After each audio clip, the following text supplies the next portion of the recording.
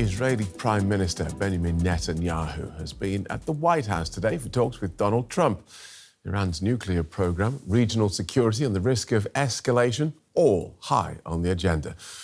His visit comes at a delicate moment with indirect US-Iran nuclear talks underway and Washington increasing its military presence in the Gulf region. Now, the Israeli leader is expected to press for tougher terms on Tehran, including limits on its missile program and support for armed groups across the Middle East. Well, the visit comes as the Iranian regime marks the anniversary of the 1979 Islamic Revolution. This year's widely televised celebrations are set against the backdrop of the biggest challenge to the regime's authority since it took power.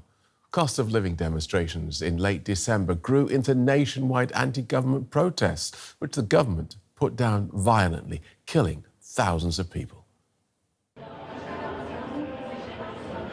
These are the streets of Tehran.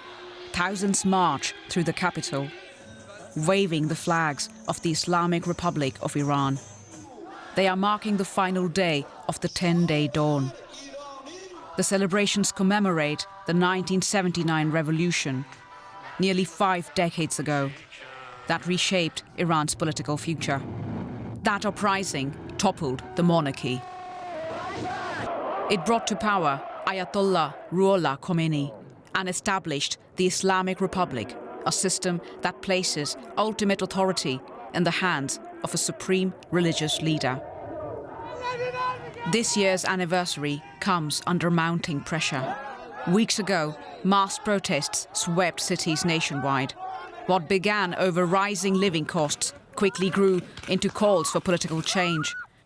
Rights groups called the response the deadliest government crackdown in years, with at least 6,000 protesters killed by security forces since late December, including children.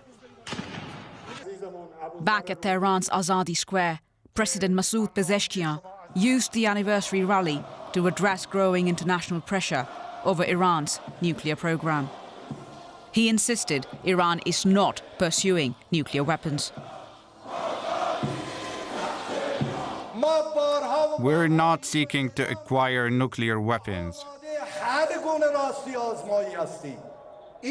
We have stated this repeatedly and are ready for any verification.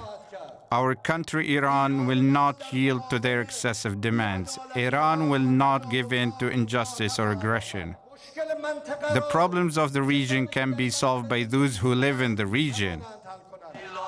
Meanwhile, tensions between Tehran and Washington continue to rise. Donald Trump has warned Tehran of consequences if it fails to reach a nuclear agreement. He has also signaled an increased US military presence in the region. For critics, this anniversary rally is an attempt by Iran's leadership to project strength and unity at a time of deep division and vulnerability. For many Iranians, daily life remains strained, with rising inflation, political uncertainty, and continuing restrictions. Nearly 5 decades after the revolution, Iran stands at another pivotal moment, balancing internal unrest and international pressure. Well, Behnam Taleblu is an Iran analyst at the Foundation for the Defense of Democracies. He joins us from Washington, D.C. Welcome back to DW. Let's start then with that anniversary of the revolution. There have been massive rallies in support of the regime. How does that compare to the recent unrest and the killing of thousands of protesters? Pleasure to be with you again, Phil. Listen, these sorts of rallies commemorating major landmarks in the now 48-year history of the Islamic Republic are nothing new. State-sponsored rallies where you have the 15 to 20% of the population that still does support the regime, plus those who are coerced to support and come out on these major holidays are, of course, features, not bugs, of the Islamic Republic. But the regime is hoping, and I'm quite sure at this moment in time it's failing, but the regime is hoping to draw a contrast between the major nationwide uprisings that we saw for the past 3.5 weeks, rocking the country, hitting every single one of the country's 31 different provinces. And the regime is trying to white out or turn the page on those protests. But it's quite likely that given the massive crackdown that we saw from the state against the street, it is going to be unable to do that. Right now, it is at a critical juncture, basically waiting on either a deal with America or a war with America, and a highly nationalistic population whose eyes are trained on the skies to see if there will be foreign help in this decades-long battle between the street and the state in Iran. Okay, so today, Wednesday, we saw Iran's President Pezeshkian apologise to all those affected by the nationwide protests and the bloody crackdown that followed. He said, "We're not seeking confrontation with the people." Talk us through why he said that, given that this was one of the bloodiest crackdowns anyone can remember. Indeed, the bloodiest, unprecedented, not just now in the 48-year history of the Islamic Republic, but unprecedented in the past century and a half of contemporary Iranian history, where there has been multiple uprisings, revolutions, coups even, in the battle for power and in the battle for legitimacy between the street and the state across three very different regimes in the past 150 years in that country. But like Pezeshkian's previous offers, anywhere from a $7 handout to a $217 loan to try to get the population off of the street, all of this, these political promises of change and these apologies are too little too late from a regime that is calcified, and from an institution, meaning the presidency of the Islamic Republic, which neither has the capability nor the real intention to deliver on any real promise of change. That's why for the past 10 years, Iranians have been taking to the streets, much more so than in the ballot box, to try to change things in their country. So, OK, but help us understand what's going on.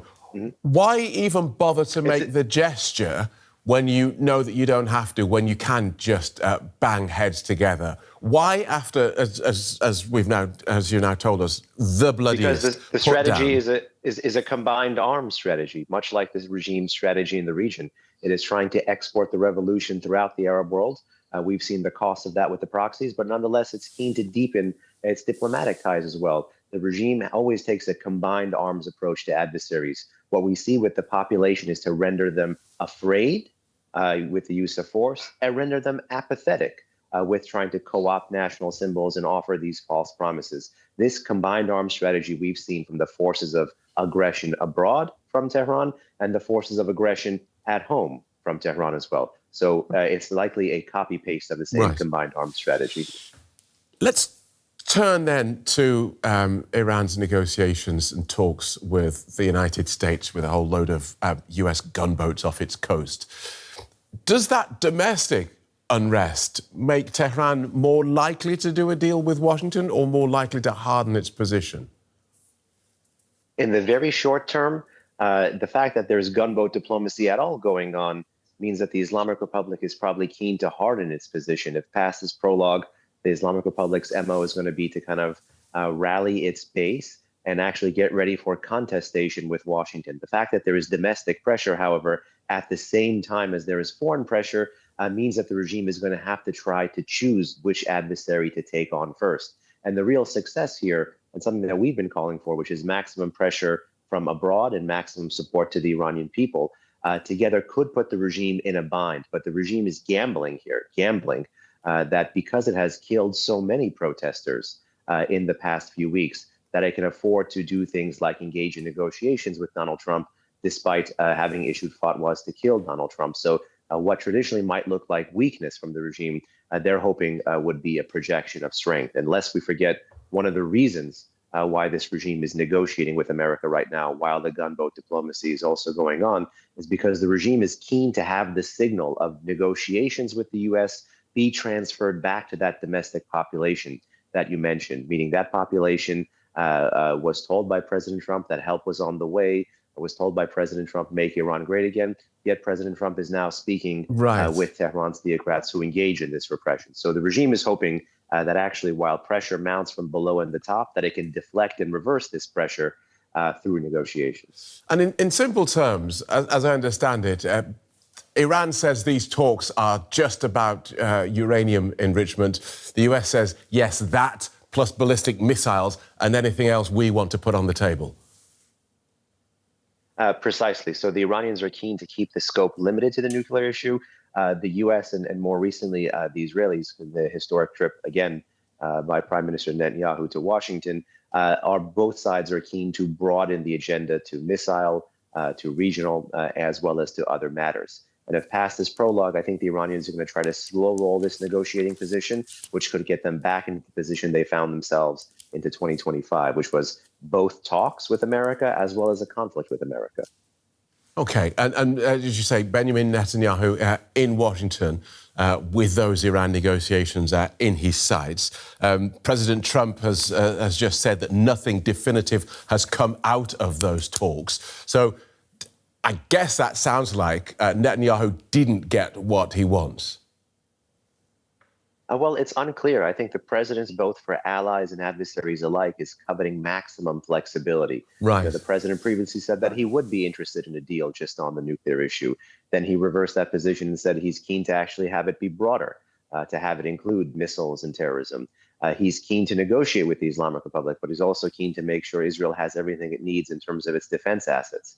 And prior to this entire conversation beginning, if you remember, late December 2025, there was another trip by Bibi Netanyahu to the United States, where basically he received a pale green light for potential action that may involve the U.S. even in a missile war against the Islamic Republic, given that not nuclear, was the really lingering remaining threat from this regime. So if past his prologue, President Trump is walking and chewing gum at the same time with allies and adversaries alike. OK, so we have this flotilla off the Iranian coast and potentially more US ships on the way. How typically does Tehran respond to visible US military pressure in the region, in the Gulf? I'm glad you mentioned particularly this increased pressure in the maritime domain, because we do have experience in the past with not just one carrier inside the Persian Gulf. We have experience with two carriers inside the Persian Gulf. If you remember, during peak periods of the Obama administration, when there was the conflict in Afghanistan, plus, of course, the de-ISIS mission, the counter-ISIS mission, plus, of course, the desire to challenge and roll back the threat from Tehran as the nuclear threat was growing. Between 2010 to 2013, the U.S. had two carriers in that part of the world, and still the Islamic Republic was not fully deterred and coerced. So I think President Trump sees it as a stopgap measure, as an option to bolster military containment. But the question for us right now as analysts is, will he learn the lessons of how to use that gunboat diplomacy properly to get a political end state that he desires? Otherwise, I think we're in line for a bit more of the same here, because the Islamic Republic, whether now or later, is keen to play to the edge and force this larger American force posture to have to gamble with military action against the regime. That's a fascinating analysis, as ever. We thank you for it. Behnam Taleblu from the Foundation for Defense of Democracies. Thank you. Let's take a closer look at where Iran now stands with Sara, who's a researcher in international relations from the University of Sussex in the UK. Well, welcome to DW. The country's barely been out of the headlines in the last few months, 47 years after the revolution. How stable is this theocratic regime? Thank you for having me. I think it depends on what we mean by a stable, because if a stability means ideological hegemony, some level of ability to rule through consent, and some basic trust between the state and society, then the Islamic Republic is very weak. It has largely lost its cultural and ideological appeal. But if a stability is defined narrowly as the ability to stay in power, then it remains resilient because it rules through force, surveillance, and the constant threat of imprisonment and death. As long as the security process is cohesive, as well-resourced, it can continue governing in this militarized, securitized way. However, I would call this mostly a managed crisis rather than real stability, because it lacks consent, as I said, on any meaningful social contract. And also internationally, I think what I call other states' fear of Iran's security dilemmas, a security crisis that it can produce for the rest of the region, is mainly the reason that it is still there, that they are dealing with it. So I wouldn't really call it a stability, if a stability, as I said, is defined as the ability to rule through consent. Yeah, I think you've laid that out very well. Thank you for that. There are talks between the US and Iran going on at the moment. They started last Friday in Oman. Iran's president says he won't give in to what he called excessive demands on the nuclear program. So what sort of deal do you think Iran is prepared to make? Well, I'm very skeptical that Iran is going to cover both the nuclear missile programs and everything that the U.S. has asked of it, because especially under the current leadership in Tehran, because at most I think what Iran might accept is going back to limited enrichment under international monitoring, but giving up both the right to enrichment and the missile program contrasts directly with how the Islamic Republic, under the current leadership, understands its security and regional deterrence, especially in a situation where we see neighbor states are seeking or even signing new defense pacts, and new blocks of powers are shaping using risk management as an excuse, particularly using the situation of Iran as an excuse. So a package that fully covers all the conditions that U.S. asks, I think is very difficult to imagine right now that kind of deal to be reached. I understand though that this is a paradox, because these very programs, if they are compromised to an extent, can buy regime time, sanction reliefs, and a degree of survival. But I think it depends largely not on just external pressures, but also on internal fractional dynamics that could affect whether I don't know how far Iran goes will accepting these conditions in them, not in the near future, but maybe in midterm. Right. It's interesting you make that point that we should not look at the government, the theocratic regime, as a sort of as one block. You're making the point there that there are movements within there. Just staying with these talks, we have Israel's Prime Minister in Washington today. What do you think Benjamin Netanyahu wants from Donald Trump with regard to those ongoing talks between the US and Iran? Well, Netanyahu, I think, has less to... his red line regarding Iran is stricter than the US, in my view. For instance, Iran, all these talks around missile programs of Iran, for instance, or proxy powers, it is not impossible to imagine a deal could happen between Iran and the US with lesser compromises on Iran's side.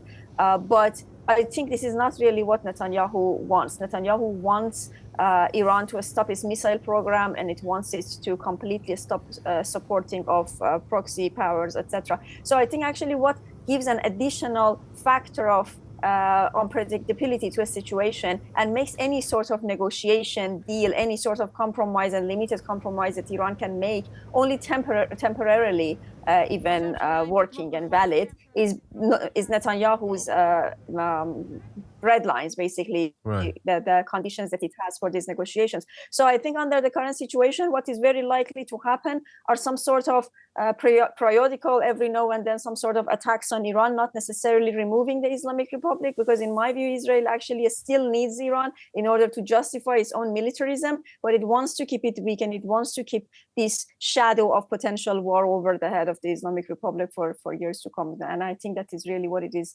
seeking, what it has been seeking through its negotiations with Trump. That's very interesting. Thank you so much for talking us through that, Sara. Sara Kermanian from the University of Sussex. And we're now joined by Sara Bazoobandi. She's an Iran analyst at the Institute for Security Policy at the University of Kiel here in Germany. Now, Iran's president says he will not give in to excessive demands on the nuclear program. What kind of deal is Iran ready to make? Well, at least this is what we hear on the record. What happens behind closed doors in Muscat, in Oman, is very unclear. And both sides have kept the details of the conversations very confidential. President Trump's statements and constantly insisting that the Iranians really want to have a deal makes one wonder to what extent Iranians are willing to make compromises. Obviously, this negotiation is completely different than what the previous round of negotiations, the so-called JCPOA nuclear deal, was about. Back then, the Iranian government was in a much more powerful position. The proxies were intact. Bashar al-Assad was there, nuclear program was up and running. Now it's a completely different environment. After the 12 days war, the nuclear program has been significantly set back. There is a very serious crisis at home, and the proxies are significantly suppressed. So I would imagine that Iran has one way or another accept to make compromises, but to what extent are they willing to make compromises is unclear to me. Now, there are, of course, the proxies that you mentioned, namely Hezbollah and Hamas. Also, President Trump promised to come to aid the protest movement in Iran. Now, is a nuclear-only deal enough to satisfy a Trump administration, even as a first step? Well, again, the answer to that question is that it's very hard to imagine that would be sufficient, because President Trump doesn't want to come home from Muscat and his team come home from Muscat with something that was very similar to what the U.S. administration under Obama's government achieved. So there has to be something different. And of course, there is a huge element of influence from the regional powers on both sides. On one side, some of the Persian Gulf nations, specifically Qatar, is insisting on President Trump getting a deal with Iran rather than getting into a military conflict. On the other side, there is Israel that wants to encourage President Trump to get an all-comprehensive deal, which includes slowing down the missile program, decreasing the range of long-range, especially ballistic missiles that can attack Israel, and the support for proxies. Of course, President Trump also put himself in a very awkward situation by calling on the Iranian demonstrators and claiming that the help is on its way. Now, he can't really walk away from that promise because, there is going to be a huge impact on the U.S. deterrence overall in the region if he agrees to just a nuclear deal. Now, you mentioned Israel. Prime Minister Netanyahu is meeting with Trump in Washington today, specifically to stiffen the president's resolve. He argues that a deal ignoring missiles and Iran's proxies like Hezbollah and Hamas is meaningless. How much leverage does he actually have? For Prime Minister Netanyahu, it's also a very important issue domestically. So I think he is going to use all of his power and all of his influence and all of his leverage to be a very influential player in these negotiations. Because for him, it's important before the next Israeli election to come home and show the Israeli public that he is the only one who can get President Trump on board, and he can indeed encourage his administration to continue supporting Israel and continue keeping Israel as an important factor in the negotiations with Iran. What he ultimately will get, it really depends on, I think, on various factors. It depends on the influence of the Qataris and other nations across the region, and it also depends on what the Iranians are willing to put on the table. Now, what happens if no deal is reached? Well, I would imagine we will have to witness some sort of military confrontation. There are two different scenarios. One is a symbolic surgical operation, maybe similar to what happened in June, only targeting nuclear sites for President Trump to send all the troops and all the carriers home and say, intervention checked.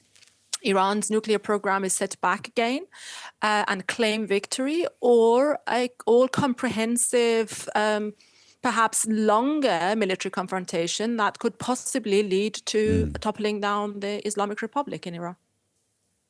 Thank you very much. Sara Bazoobandi there, Iran analyst from Kiel University. And we apologize for the poor video quality.